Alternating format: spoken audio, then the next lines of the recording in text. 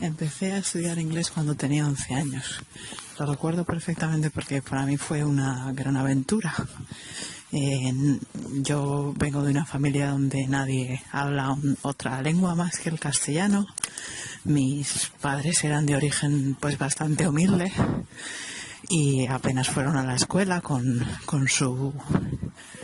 pues porque nacieron en el año de la Guerra Civil y no era muy común. Tuvieron que trabajar mi padre desde los 6 años y mi madre desde los 14. Por lo tanto, no había tal cosa como para aprender idiomas. No venían de familias educadas ni nada por el estilo. Entonces, para mí, a los 11 años, que me diera la oportunidad de aprender una lengua fue una cosa maravillosa. Me parecía increíble, ¿no? Que hubiera gente que se comunicaba en esta lengua. Evidentemente yo estaba rodeada de canciones en inglés. En la tele no, porque todo estaba doblado o subtitulado, sobre todo doblado. Pero llegué a los subtítulos mucho más tarde. Pero yo oía canciones y me interesaba, ¿no? Dejar de decir guachi guachi y saber lo que decía. Guachi guachi es como los españoles pronuncian en inglés. Cuando no lo saben. Y cuando lo saben también, supongo. Entonces me acuerdo perfectamente del libro que usábamos, que se llamaba 2+2, le llamamos el chupachus, para que veáis cómo se puede hacer las cosas en primaria, ¿no? Y bueno, aquello era primaria todavía porque en España todavía existía la primaria de 11 a 14 años, después pasó a ser secundaria. Entonces, entre eso y un programa que había en la tele que se llamaba Muzzy, M-U-Z-Z-I, muy británico, pero pues de dibujos animados, muy divertido. Pues aprendíamos inglés, aprendíamos el inglés que no sabían nuestros profesores porque tampoco sabían mucho en primaria. En secundaria la cosa cambió, nuestros profesores ya sabían un poco más, pero ahí empezaba a haber diferencias entre los que tenían un poquitito más de dinero y los que no. Y los que tenían un poquitito más de dinero se podían ir de campamento en verano y los que no, pues nos quedábamos en el barrio y no podíamos practicar inglés ni nada por el estilo. De ahí que a mí me empezó a gustar leer más en inglés, leía muchísimo novelas cortas y largas de la biblioteca, iba aprendiendo vocabulario con todas mis notas y también me iba en verano, había un cine al aire libre con películas en versión original subtitulada y entonces ahí es donde iba un poco alimentando mi gusto por el inglés. Pero en ningún momento quería que el inglés se convirtiera en mi carrera universitaria. Yo estaba estudiando ciencias puras, química, biología, matemáticas, física, cosas así, y el inglés era un poco un añadido, algo que me gustaba, que me gustaba porque me hacía sentir diferente, otra persona, o me gustaba jugar con las palabras. Y ya está. Entonces también escribía sobre mí en inglés, pero que nadie lo podía entender. Era un poco mi lenguaje secreto conmigo misma. La vida me llevó a decidir estudiar filología inglesa porque decidí que no quería hacer una carrera universitaria de ciencias porque quería tener tiempo para mí, para hacer cosas fuera, teatro, otras cosas, y también decidí que quería viajar un montón, y como venía de una familia con poco dinero y yo no encontraba trabajo, mi ciudad es una ciudad con muchísimo paro, pues tenía que intentar pedir becas. Entonces fue un poco la decisión de estudiar filología inglesa. Cuando llegué a la carrera fue alucinante porque evidentemente, o así lo sentía yo, todo el mundo sabía más inglés que yo. Muchos habían podido viajar, incluso había una nativa en mi clase y me sentía fatal porque en primero de la carrera todo era en inglés y yo sentía que no sabía nada. Entonces para mí el primer año fue súper difícil. Estudié bastante, conseguí aprobar todo. Hubo una asignatura que se llamaba fonética, en la que estudiábamos transcripción fonética del inglés, que me costó un montón, porque entre que no escuchaba bien, no entendía bien y no sabía pronunciar, pues no podía saber cómo se pronunciaban las cosas, ¿no? Para poderlas escribir. Pero bueno, más o menos los profesores nos fueron ayudando y fuimos aprobando cosas. En segundo para mí fue más fácil porque en segundo del año de la carrera allí, cuando yo la hice, había más asignaturas en español, porque había cosas generalistas como teoría de la literatura, lingüística general, que las daba el departamento de español y por lo tanto eran en español. Entonces me costó un poquito menos. Pero realmente el batacazo que decimos, el golpe duro, fue en mi año Erasmus, donde la suerte me trajo a Galway. Yo fui a un Erasmus en Galway en 1996 y fue mi primer contacto real con el inglés día a día. Digo golpe duro porque recuerdo perfectamente aterrizar en el aeropuerto de Dublín con mi compañera de clase, que también venía casi del mismo barrio, y que ninguna de las dos entendía nada, ni lo que pasaba a nuestro alrededor, ni el acento, ni nada, ¿no? Fue como, no un choque cultural, sino un choque lingüístico. Nuestro inglés no daba para comunicarnos. Sabíamos escribir y leer muchísimo porque es lo que habíamos hecho en la carrera, pero ni podíamos hablar ni entendíamos bien, y mucho menos el acento irlandés, que para nosotros era nuevo porque se nos había enseñado muchísimo el RP, ¿no? El acento británico.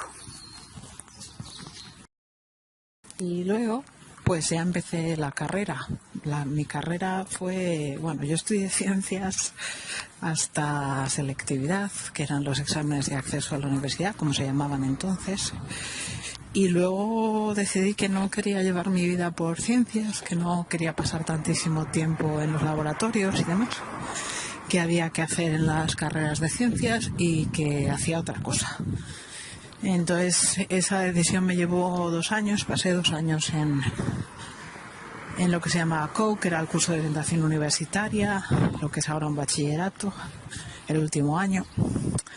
Y bueno, pues empecé inglés, decidí hacer inglés, habiendo suspendido el examen de selectividad de inglés. Yo saqué un 4,5, que es sobre 10 en España. Pero decidí tirarme a la piscina de estudiar inglés.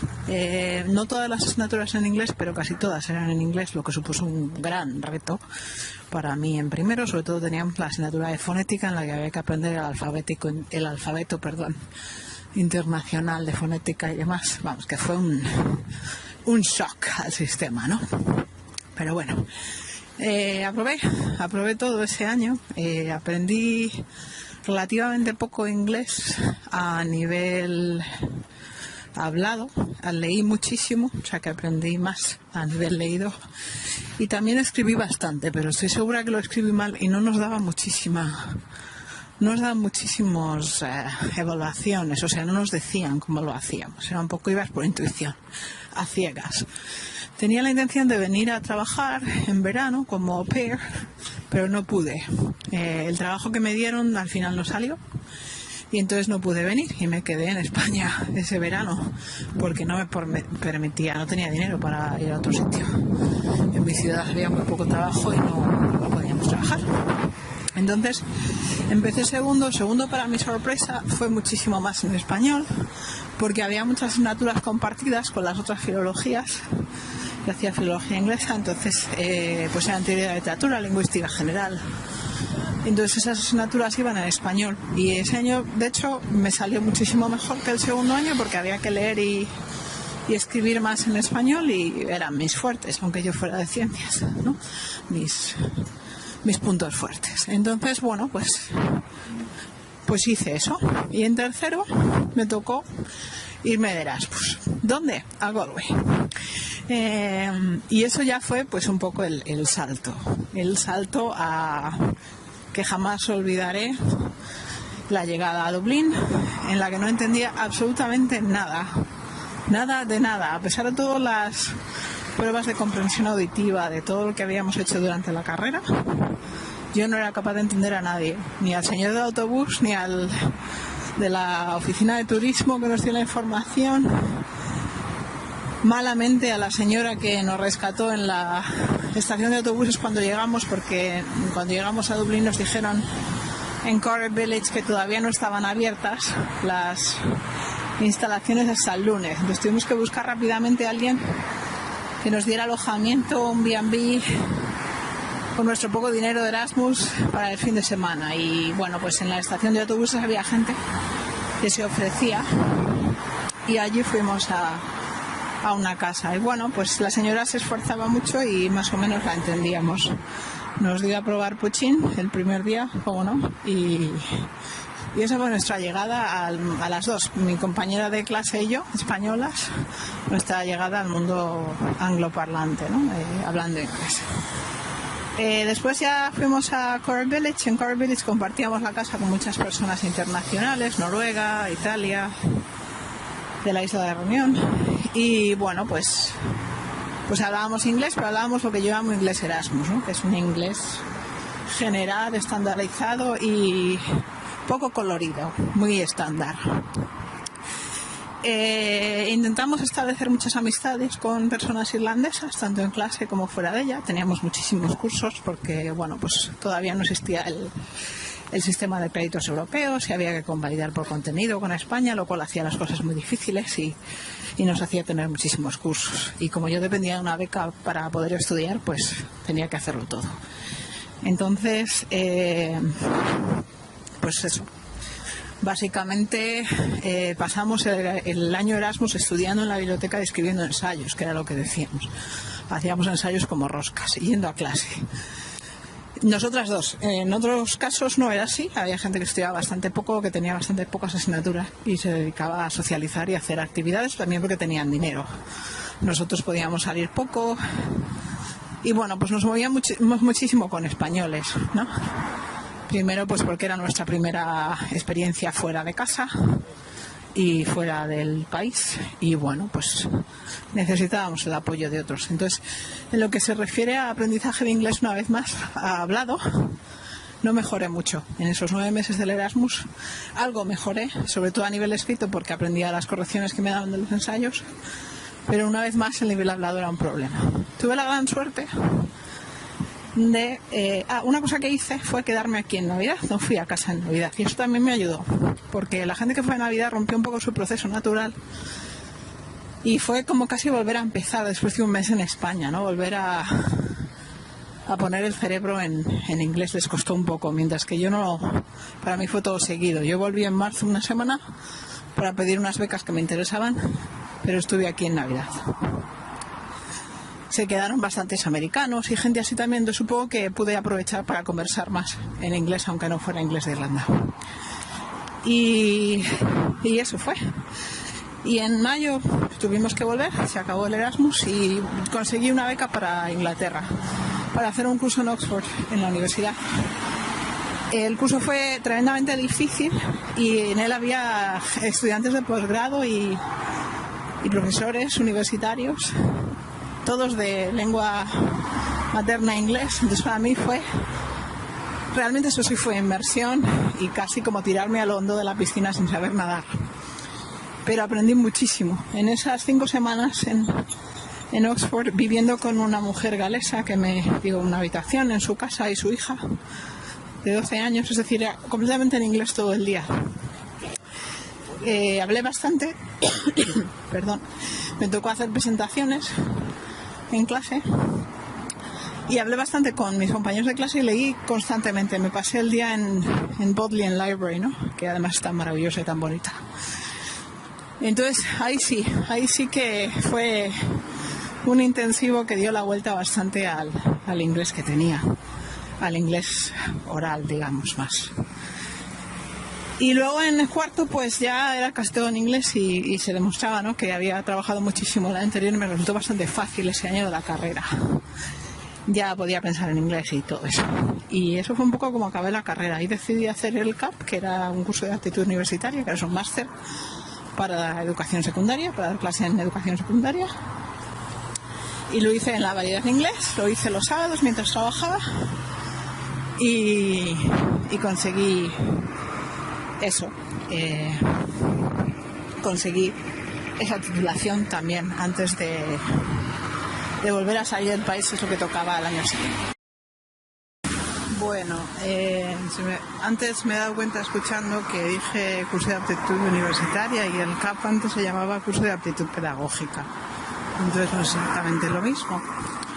Bueno, pues eso. Ahora ya es un máster de educación, creo que le llaman para enseñanza secundaria, o sea que era bastante diferente de todas maneras. Antes era un año y la verdad es que se practicaba bastante poco inglés. Era más enseñanza general, didáctica y demás. Didáctica de lengua y luego ya prácticas en un instituto que la verdad es que no hacías mucho. Apoyabas un poco al profesor, igual te dejaba enseñar. Yo recuerdo que enseñé el perfecto, después el perfecto. Ya está, perdón.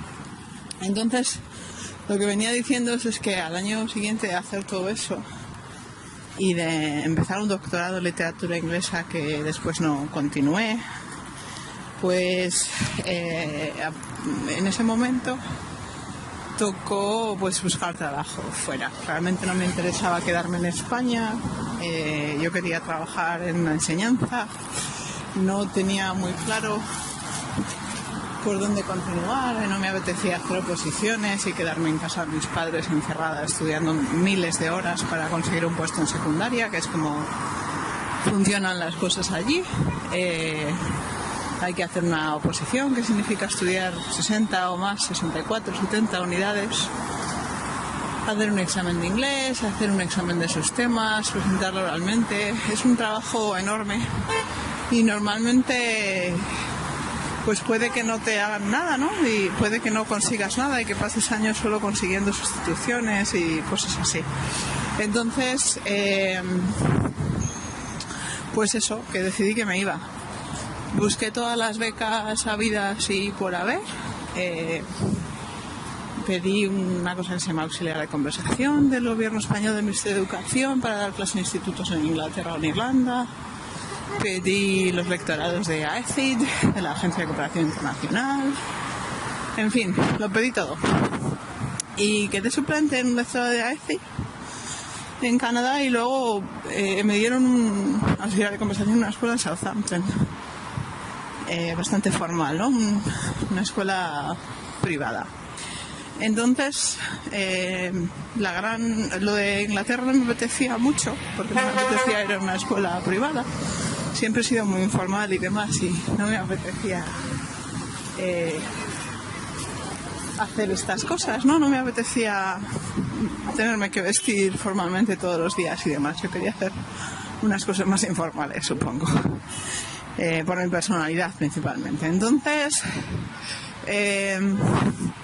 pues eso, tuve la suerte de que la chica que tenía el puesto de Canadá, y yo era su suplente, pues lo rechazó y me pude ir a trabajar en la Universidad de Trent University en Canadá, en Peterborough, un sitio maravilloso.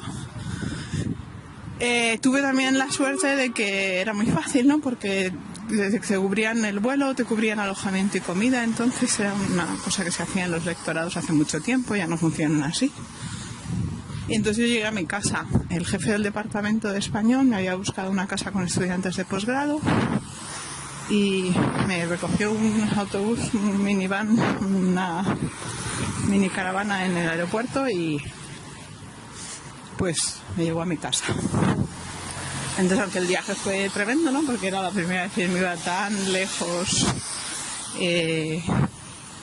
para vivir una temporada tan larga. Ya había estado en Brasil con otra beca que busqué, se llamaban becas intercampus, también del Ministerio de Asuntos Exteriores, pero solo habían sido 3 meses.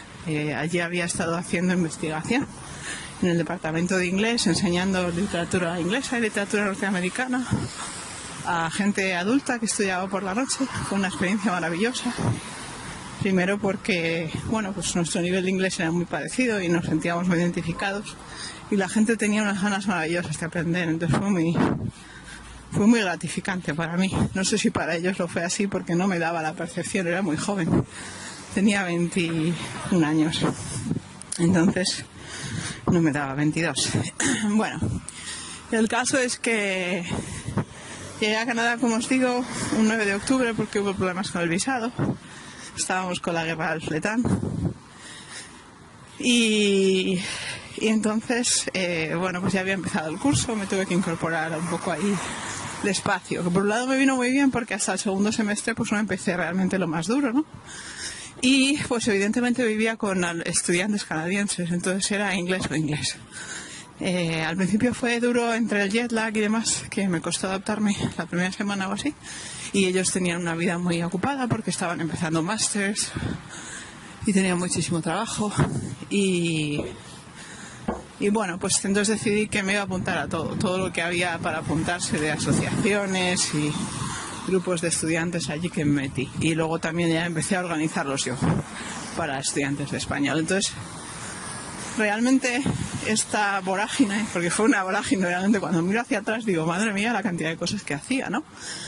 Que si teatro, que si poesía, que si grupo de escritores, que si cantantes, que si un grupo de música, que si me metí en la radio e hice un programa de radio con una gente, luego en inglés y luego en español. En fin, aparte de todo el trabajo, yo creo que no, como diría mi padre, no ponía un huevo en casa. Entonces, pues así fue, ¿no? Que realmente el inglés cambió completamente. De hecho, ahora que ya llevo tantos años sin vivir en Canadá y todavía tengo amistades con las que hablo regularmente, pues me resulta muy extraño pensar que yo tenía un acento medio americano, medio canadiense. Yo llegué aquí, a mí todo el mundo me decía que sí era de allí. No me recuerdo hablar así, es algo que me fascina, ¿no? Como de repente se nos olvida completamente cómo solíamos hablar algo cuando nos movemos a otro nivel de interlengua, que diría el señor Selinker. En fin, más cosas de eso. Pues fueron 4 años muy largos en los que, bueno, tuve una pareja casi todos los 4 años. En octubre y en noviembre tenía a este chico como pareja, entonces eso desde luego ayuda mucho porque tenía que interactuar con sus padres, con sus sobrinos, mayores, pequeños, que no tenían ni idea de otra lengua, entonces pues ahí aprendías un montón y te daban feedback muy directo porque las relaciones, las interacciones eran completamente significativas. Había que sobrevivir principalmente y convivir y gustarnos. Entonces ahí estaba el kit de la cuestión, ¿no? De que el aprendizaje se acelerara tanto. Y también con los amigos, desde luego. Tenía alumnos muy pacientes, además, muy críticos, maravillosamente críticos, pero súper pacientes. Entonces yo siempre digo que ellos fueron los que me enseñaron a enseñar, ¿no? Realmente ahí es cuando decidí que cambiaba mi doctorado de literatura de mujeres australianas por seguir por lingüística. Empecé a hacer un estudio de dialectología al inglés canadiense que me ayudó un montón, porque a nivel teórico lo entendí. Pero también aprendí un montón a ver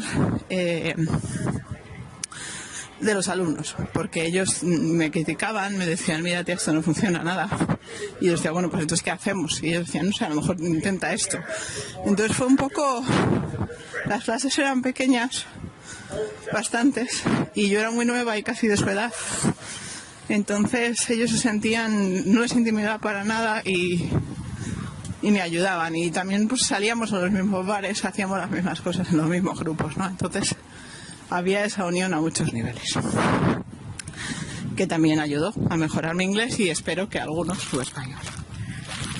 Y así fueron 4 años. También, claro, empecé a investigar sobre enseñanza del español como lengua extranjera en el 2001 y, bueno, aunque había cosas en español, a mí lo que me interesaba era aprender Second Language Acquisition Theory y Classroom Management y Educational Theories, ¿no?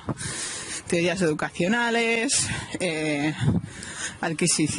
de adquisición de segundas lenguas, didáctica, todo eso me interesaba un montón. Entonces yo me lo leía todo lo que caía en mi mano y más, yo buscaba como una loca. Y estamos hablando del 2001, en que sí había internet, pero bueno, pues todavía no había llegado el gran boom a la enseñanza de L, entonces tampoco había un poco la saturación que hay ahora, ¿no? Tanto en inglés como en español. Pero bueno, saturación también porque como profesores universitarios nos obliga a publicar, yo creo que a matacaballo. Entonces, bueno, pues uno produce rápido y lo que se produce rápido se produce pues sin mucho avance de teoría, ¿no? Digo yo, sin mucho avance, no da tiempo a pensar y a ensayar y a practicar y a hacer las cosas con mero, ¿no?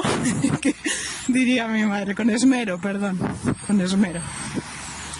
A veces me atrapo, esto es muy interesante, ¿no? A veces me atrapo, como me paso la vida entre inglés y español, a veces me quedo atascada en palabras como esta, palabras que no utilizo a menudo, que son de mi propia lengua, pero que me cuesta volver a sacar. Parece que la memoria a largo plazo me cuesta encontrar a veces. También es que pienso ahora, Canadá me cuesta muchísimo resumirlo, ¿no? Porque fueron 4 años y muchas experiencias. Y pasé mucho tiempo allí, no hubo tantos viajes a España porque pues eran costosos a nivel de tiempo y de dinero. Viajé muchísimo, hablé con muchas personas. En mi departamento se trabajaba eminentemente en inglés también. Y luego también a mí siempre me ha gustado escribir. Y fue un poco el cambio absoluto a escribir en inglés. Ya escribía en inglés durante la carrera, poesía, cuentos, mis ideas, mis diarios. Entonces eso ya era constante, ¿no? También la escritura. Además de tener que escribir para la tesis, porque la tesis del inglés canadiense la escribí en español, pero bueno, estaba leyendo en inglés. Y al revés luego la tesis doctoral la escribí en inglés, eminentemente. Y traduje un par de capítulos a español, al revés que mucha gente haría, ¿no? Porque para mí era más fácil. Yo me había pasado la vida escribiendo en inglés y leyendo en inglés. De hecho, una de las críticas fue que escribía mejor en inglés que en español, ¿no? En la propia lengua. Que es interesante porque tendemos a pensar o tendemos a querer pensar en la falacia del bilingüismo simétrico, y el lingüismo no es simétrico nunca, pero a veces la que pierde es la lengua madre, ¿no? La lengua primera, por así decirlo. Entonces eso me parece interesante. No recuerdo ahora sí nada más, pues porque fue un aprendizaje muy fluido, y parece que cuando haces las cosas con fluidez pues no te acuerdas ni de personas ni de materiales. Evidentemente hablo de mi pareja y de su familia, que fueron los que me enseñaban más directamente a hablar bien inglés y a comunicarme y a usar expresiones. Y ya está. Eso es un poco como podemos resumir Canadá. Y luego ya viene el salto del charco otra vez para volver a Irlanda en el 2003 y quedarme aquí. Bueno, pues 2003 yo llegué aquí, a Galway otra vez, donde ya había estado, como habéis escuchado antes, pero esta vez venía a trabajar, y además no solo venía a trabajar, sino que venía pues ya con bastante fluidez en inglés. No era como la vez anterior, en que, bueno, pues realmente era mi primer contacto, ¿no? De repente ya no había tanto misterio. Evidentemente algunas cosas del acento me costaban de vez en cuando, pero no era tan difícil ni comunicarme ni entender, como me pasó la primera vez que estuve en Galway, ¿no? La verdad es que fue una cosa muy bonita lo de volver al mismo sitio y descubrirte a ti misma de otra manera, ¿no? Lo gracioso era quizás que tenía un acento así medio canadiense, medio americano, y la gente pensaba que yo era de allí. Se conoce que el acento americano disfraza más el acento español, o yo qué sé, porque ahora a veces hay gente que me pilla enseguida un acento, aunque no sepan exactamente de dónde, ¿no? Pero con el americano no me pasaba. Con el americano me preguntaban que si era de allí, o a lo mejor es que están más acostumbrados a que los acentos en América estén más mezclados, no lo sé. Eso en cuanto a sonido, ¿no? De acento y tal. Bueno, pues enseguida la verdad me hice muy colega de algún compañero de trabajo y de que suena en español, claro, y de los estudiantes, que ahí sí que había bastante en inglés, porque me llevaba muy bien con los alumnos de primero. Hice muchas cosas también, teatro y cosas, y enseguida les enganché, ¿no? Y salíamos a beber y así. Entonces enseguida empecé supongo que a modificar acento, que me pasa en mi propia lengua, ¿no? Me gusta, lo hago sin ser consciente, pero supongo que siento que es la manera de que te acepten más en el grupo o algo así. Eso lo diría la sociolingüística, no yo, pero bueno, que siempre tiendo a adaptar acentos, incluso en mi propia lengua madre, ¿no? Entonces, ahí poco a poco supongo que empecé a modificarlo. Me costó, no fue una cosa de un día para otro, fueron unos años. El siguiente año hice un máster y me di cuenta de que tenía pues muchísimo nivel de inglés, sobre todo escrito, y rapidez mental, porque el máster era de traducción. era brutalmente rápida en cuanto a un examen se refería, por ejemplo, y lo podía escribir y corregir súper rápidamente y me iba a la media hora y mis compañeros me odiaban básicamente. No me odiaban, pero era gracioso, ¿no? Siempre comentábamos esto, que flipaban un poco con mi rapidez. Supongo que eso tiene que ver con mi personalidad, pero también supongo que fue la cantidad de cosas que hago, ¿no? De leer y de escribir y a la vez de traducir, ¿no? Porque a mí me gusta traducir y lo hago por deporte. Entonces, ahora que tengo menos tiempo, pues lo hago por la calle cuando voy escuchando cosas, o la radio, o las canciones de mi hija de español a inglés, o así. O al revés, de inglés a español. Pero antes pues me podía poner a traducir libros que no estaban traducidos porque quería que mi madre se los leyera o mis amigos se los leyeran, los que no saben inglés o cosas así. Y lo hacía porque sí, no había ninguna transacción económica ni nada por el estilo ahí. Entonces eso pues evidentemente me dio una facilidad y una rapidez para traducir. Por otro lado, después del máster, bueno, pues conseguí quedarme aquí, conseguí una plaza permanente en la facultad. Entonces, bueno, pues ya como que me afinqué. Y ahí, bueno, pues empecé a conocer, tuve muchos novios de muchos lugares, de Galway, tuve uno de España, pero ahí entonces la verdad es que ahí, no, a ver, mi inglés no empeoró, pero no lo utilizaba tanto. Entonces hubo como un hiato, ¿no? Un momento de que nada pasaba entre medias, de que mi inglés se quedó ahí, digamos. Supongo que ahí es donde el acento cambió realmente, ¿no? A un acento un poco más irlandés, o a modificar mis modulaciones a la forma en que hablan los irlandeses. Y eso, yo he seguido leyendo toda la vida. De hecho, mi preferencia para leer y para escribir es en inglés. Entonces supongo que eso ayuda mucho. Hubo también, que ahora se lleva muchísimo, una temporada en que yo estaba investigando sobre Harry Potter y sobre la reacción de los niños. Hice un montón de fanfiction, colaborando además con un amigo en los Estados Unidos. Escribíamos juntos y a veces escribíamos live. O sea, estábamos en un chat y íbamos construyendo la historia. Entonces, ahí desde luego que mejoré un montón. Eso fue durante los años en Canadá principalmente. Ya aquí en Irlanda creo que lo hice un año y poco más, porque no tenía mucho tiempo entre el trabajo y el máster y no me daba la vida. Entonces, eso de rollo de escribir fanfiction, involucrarte en el personaje, supongo que a mí personalmente me ayudó mucho. Ya sé que ahora está muy de moda y se lleva. Pues la verdad es que yo también lo hice, ¿no? En el 2003, 2002, 2003 y así. ¿Qué más? También estaba dando clase de español en línea, entonces me pasaba mucho tiempo al ordenador y muchas veces era tiempo vacío. Entonces supongo que era una manera de entretenerme, llenar el tiempo. No lo hacía conscientemente para aprender inglés, pero funcionó, digamos, creo yo. ¿Qué más?